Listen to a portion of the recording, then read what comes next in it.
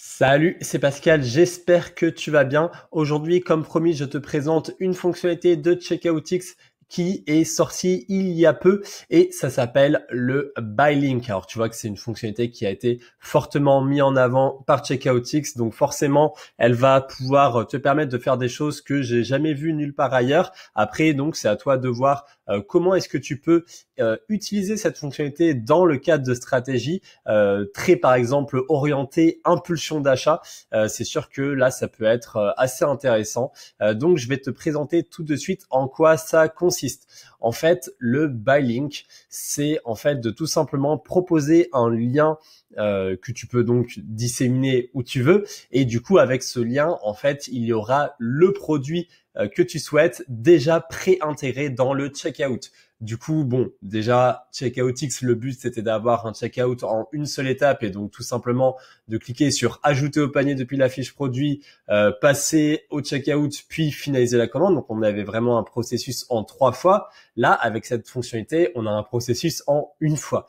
Donc, ça veut dire on arrive directement sur la page du checkout avec le produit enregistré. Le client n'a plus qu'à cliquer sur un bouton et puis c'est tout bon. Donc là, comme tu le vois, on est, je crois qu'on a atteint le summum de l'optimisation. On peut vraiment pas faire plus.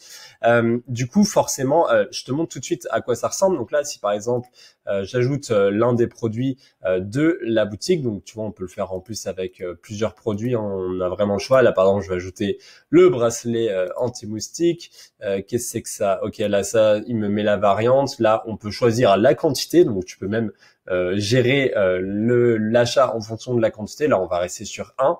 Et du coup, tout simplement, bah là, va y avoir un buy link qui est pré-généré. Du coup, là, en plus, tu vois, il t'explique que si le produit là avait plusieurs variantes, plusieurs quantités, bah en gros, tu pourrais également le modifier. Là, d'ailleurs, on le reconnaît. Hein, là, je crois que c'est le SKU, donc l'identifiant de la variante. Là, le 2.1, bah ça doit être la quantité. Et du coup, si tu veux rajouter un code de réduction, bah tu fais juste attention à l'avoir déjà écrit sur Shopify, mais tu peux l'ajouter ici. Donc bref, une fois que tu as ce code, ben là voilà, tu le copies-colles et donc si tu le copies-colles, ça va donner quelque chose comme ça. Et du coup, ben là tu vois, on est directement sur le checkout de la boutique Sunnyday avec le bracelet quantité 1 déjà préintégré et du coup finalement là il reste plus qu'à rentrer les informations et puis c'est fini. Donc maintenant, les pour et contre de cette fonctionnalité. Le contre qui est évident, c'est que du coup, il n'y a pas de passage à la fiche produit.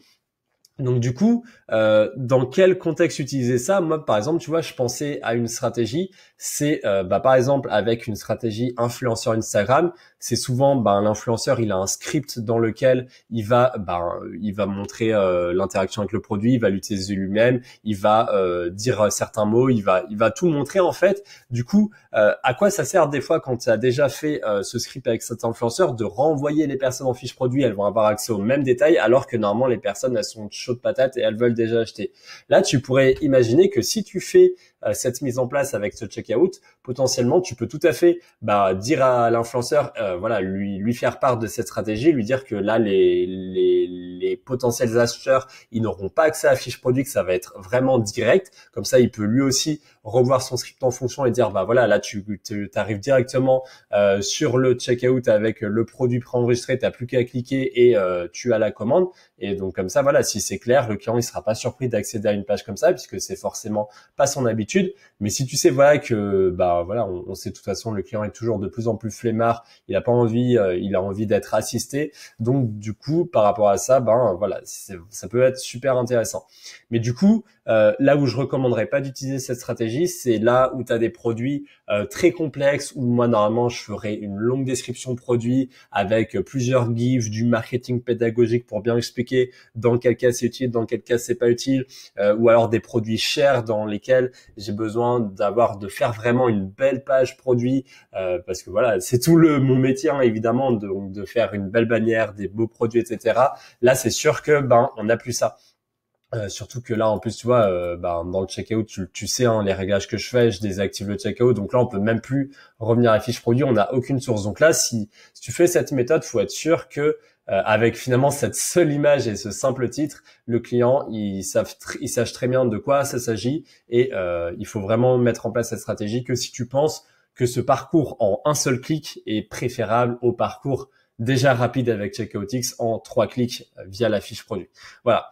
Donc, bon, voilà, cette fonctionnalité existe en tout cas. Merci à Checkoutix de l'avoir mise en place. Maintenant, sincèrement, moi, je te le dis, cette fonctionnalité, elle vient d'arriver. Je ne l'ai pas encore testée. Là, je te dis tout simplement les cas où moi j'ai réfléchi, où je pense que ça peut être utile, et dans les cas où ça, selon moi, il vaut mieux ne pas l'utiliser.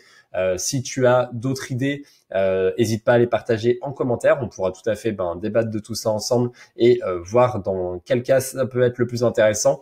Après, bien évidemment, cette stratégie, elle rentre directement en contradiction avec ma proposition de valeur que je fais sur cette chaîne. C'est-à-dire pour moi, quand même, une offre, elle est présentée via un site web, via un parcours client qui est optimisé, sur lequel on a réfléchi à l'image de marque, etc. Là, c'est sûr que en passant par ça, tu coupes 99% du contenu, toutes les subtilités que j'ai pu te parler depuis 2 ans maintenant sur cette chaîne YouTube, et on est vraiment dans une stratégie ultra bourrine, ultra orientée achat impulsif. Donc sincèrement, je sais pas si ça vaut le coup, mais voilà, encore une fois, dans certains cas, ça peut être utile. Voilà, n'hésite pas à me dire ce que tu penses de cette fonctionnalité et des stratégies dans lesquelles tu peux l'utiliser. J'ai hâte d'avoir ton retour par rapport à ça. C'était Pascal de la chaîne e-commerce et web design sur Shopify. Je te dis à la semaine prochaine pour de nouvelles astuces. Ciao!